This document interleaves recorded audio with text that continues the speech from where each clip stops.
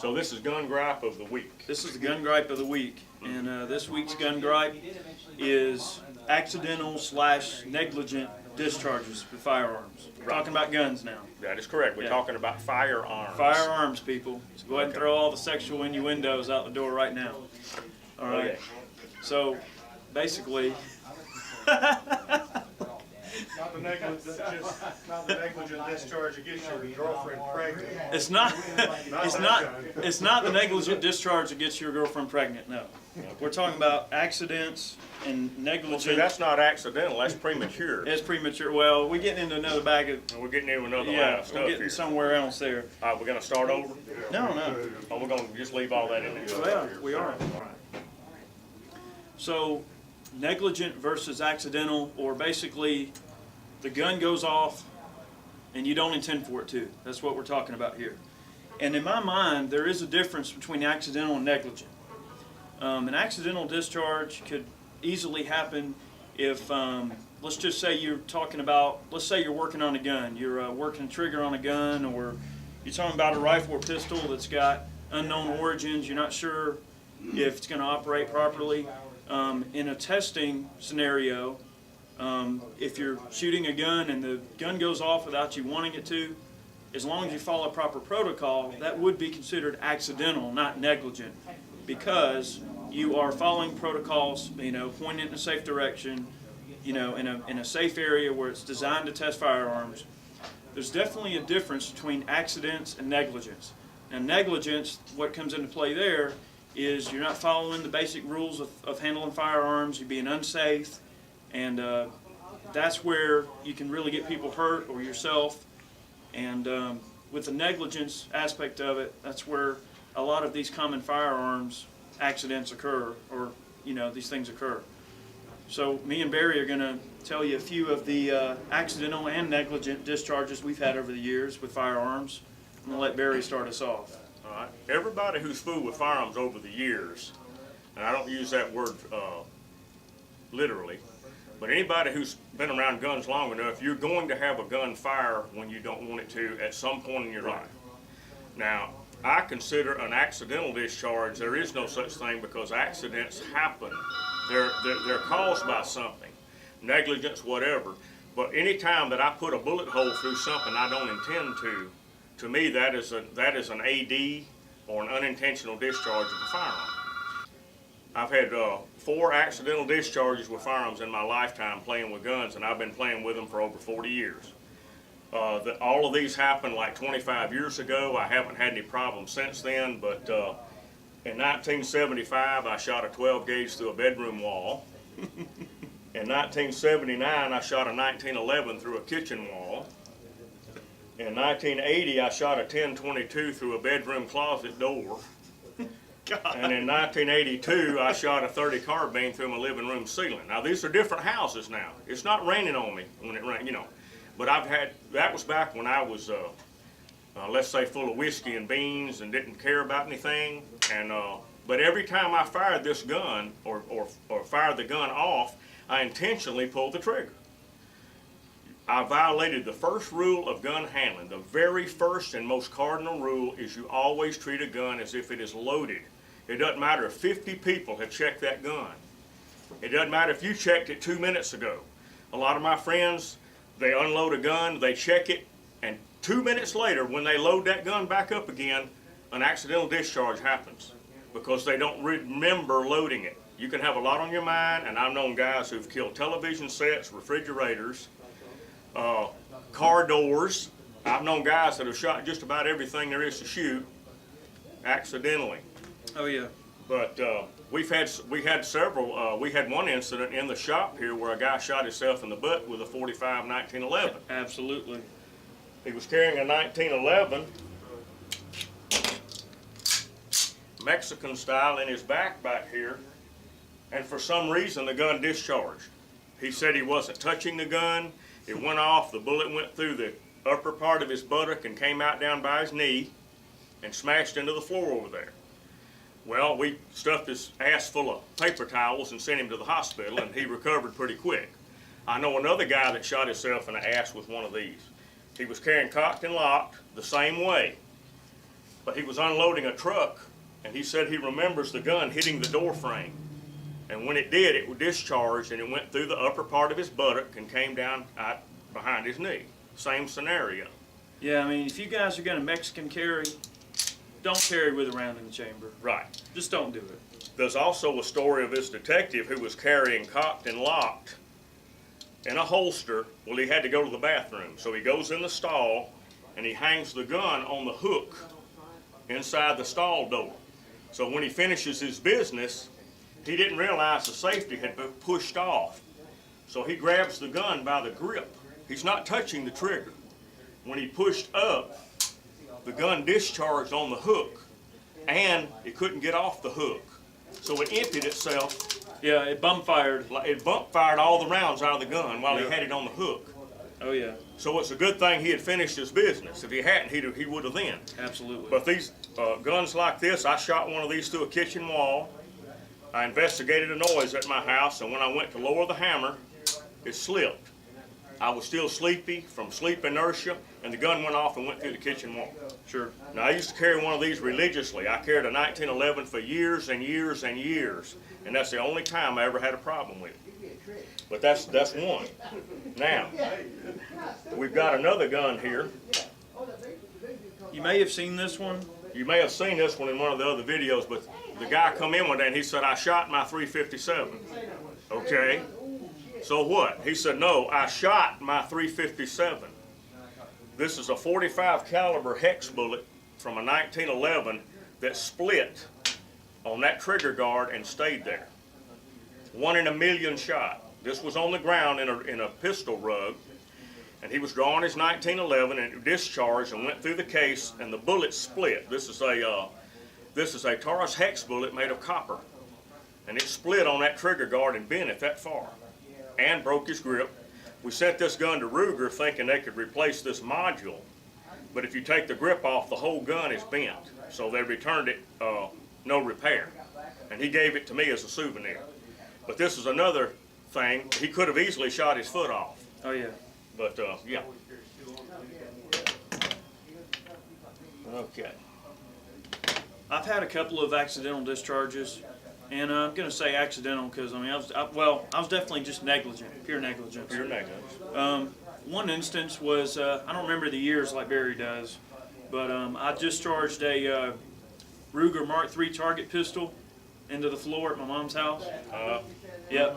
And, you know, those things have awfully light triggers. And I don't remember the circumstances as to how it happened. I just remember it happening, and I felt like a complete idiot. I mean, and it has that effect. When a gun goes off when you don't intend it to, if you're following protocol and being safe about it, that's the main thing. Accidental discharges are going to happen, but you got to follow protocol, point the gun in a safe direction anytime you're handling. You treat every gun like it's loaded all the time. Every gun. And that way, if you do have an accident, it'll have, you know, it'll be Right. in a safe manner. Right. The other accidental discharge I had was in Iraq, all right? In basically a forward operating base type arrangement. We had a little area we were working out of. It was actually one of Uday Hussein's old penthouses we were working out of right outside of Bayat in Iraq there.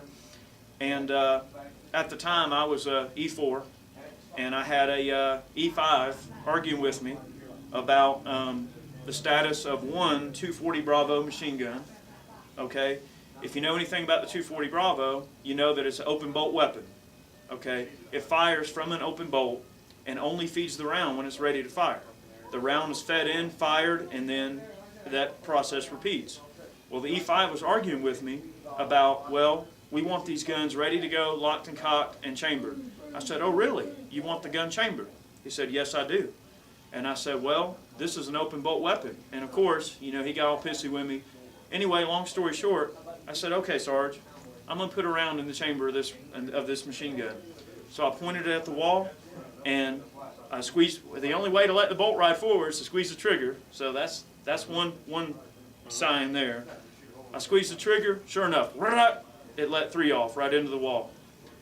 And he got all pissed at me, acting like I was the one that was wrong. But really, you know, of course I was right, because I knew it was an open bolt weapon. Right.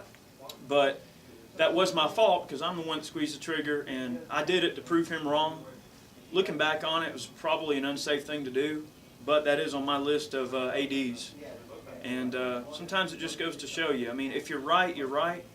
And sometimes there's nothing wrong with standing up to somebody. It doesn't matter if they're your boss, if they're in charge, if they're above you.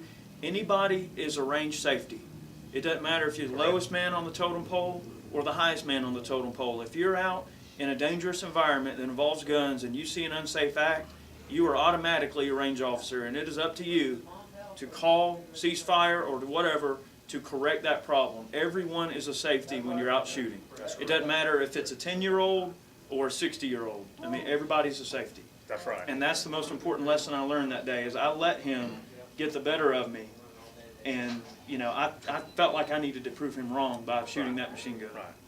But I knew it was an open bolt weapon. I should have just said, you know what, you're a dumbass, and I'm not doing it. Well, the most dangerous place you can be is at a public range, especially an indoor one. The range down the road from here, they used to have people in there all the time handling guns unsafe. But like Eric said, if you're on a range, everybody in there is a range master. If you see anything remotely dangerous, you report it to the staff and they'll remove it. Absolutely. Now, they've cleaned the range up down here, and they've got the people out of there that don't know how to shoot guns and so on and so forth, so it's a lot safer place. But you have to remember, everybody's human and everybody can make a mistake. So you have to be careful whenever you're handling weapons. Absolutely. And like I said, I've had 4 ADs in my life, but I haven't had one in 25 or 30 years, so things are pretty good now. But I'm a lot more careful with them, and now I'm in the gun business. Been in this business for 10 years, and you would not believe the unsafe practice. People walk in here with loaded guns pointed right at us. Oh, yeah.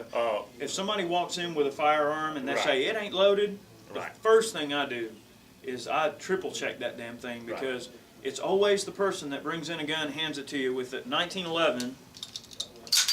It's always the person that walks in with a 1911 with the hammer back and says, here you go, it's not loaded. Right. And then you look in it, sure enough, there's a fully loaded magazine and a round in the chamber, and the safety's off, and the damn thing's ready to go. You know? We collected rounds from guns that were unloaded that came in here last year, and they almost filled a gallon milk jug. 9mm, 45, 223. We've had loaded guns pointed at us all the time. This is just a small sampling of what we've gotten out of guns this year. Yeah, these are guns that are not loaded. Right. Well, not this year. This is about a 4-month supply. Yeah, but still though. Right. But when somebody walks in and say, look, I've got a gun I want to pawn or sell, go get the gun out of the vehicle, be sure it's unloaded. Oh, it's unloaded. Oh, it's unloaded. I tell them, I'll determine that when you bring it directly to me. And they bring it directly to me, and I check it, and sometimes it is loaded.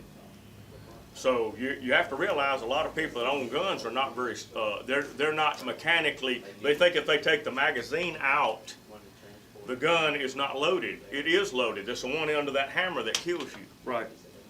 So that's our gun gripe for this week, Yeah. is accidental discharges, and you got people who just don't have sense enough to own a gun. If you spend any amount of time around guns for any amount of period, sooner or later you are going to experience an accidental discharge. It's just the nature of it. Accidents happen. We're all human.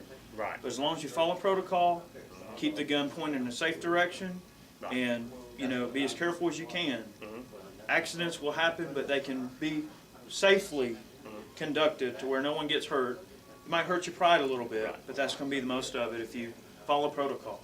But I've been out shooting with people, and they'll have a misfire. And the first thing they do is they yank the slide open, or they got it in every direction of the compass looking at it. The hang fire can go off in several seconds. Now, nowadays with modern ammo, you don't hardly ever get a hang fire. Normally, if it doesn't fire, it won't fire.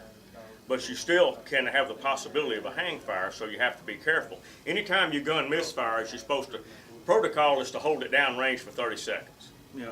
But nobody does that. Everybody waits about 5 seconds and racks another in. And of course, if you're in a life or death situation and you get a misfire, you have to rack it out. There's nothing else you can do. And here's the other thing about misfires that people need to understand. You can have what is called a squib load. Right. You can get a hang fire, but anytime you're dealing with a hang fire after you've waited a certain amount of time, always visually inspect what's coming out of the gun. Don't just rack it. Watch what's coming out.